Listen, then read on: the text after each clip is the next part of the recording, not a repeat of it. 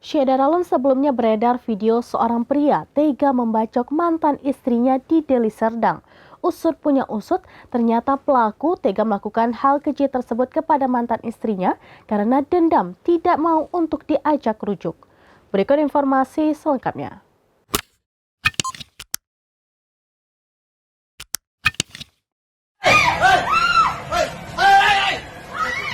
Tolong Pak. Syederalun sebelumnya beredar video seorang pria tega membacok mantan istrinya di Desa Dagang Kerawan, Kecamatan Tanjung Morawa, Kabupaten Deli Serdang. Pelaku bernama Sumartono, berusia 51 tahun, tega membacok wajah mantan istrinya, Dewi Dahliana, berusia 50 tahun, berkali-kali hingga korban harus dirawat di rumah sakit. Usut punya usut, ternyata Sumartono tega berbuat keji terhadap mantan istrinya karena pelaku dendam, korban tidak mau diajak untuk rujuk.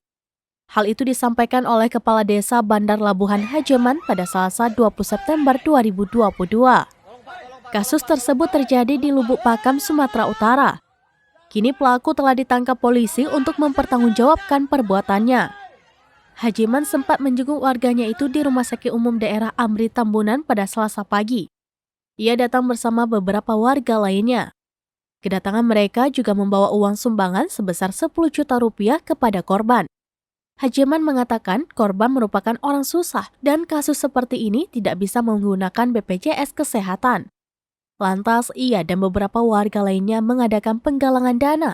Hajiman melanjutkan penggalangan dana yang masih terus berjalan hingga saat ini.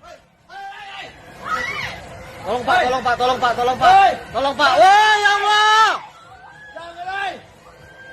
Demikian informasi terkini, Syederalun saksikan terus beragam informasi menarik lainnya di kanal YouTube Serambi On TV, di Facebook Serambi News, dan website serambinus.com.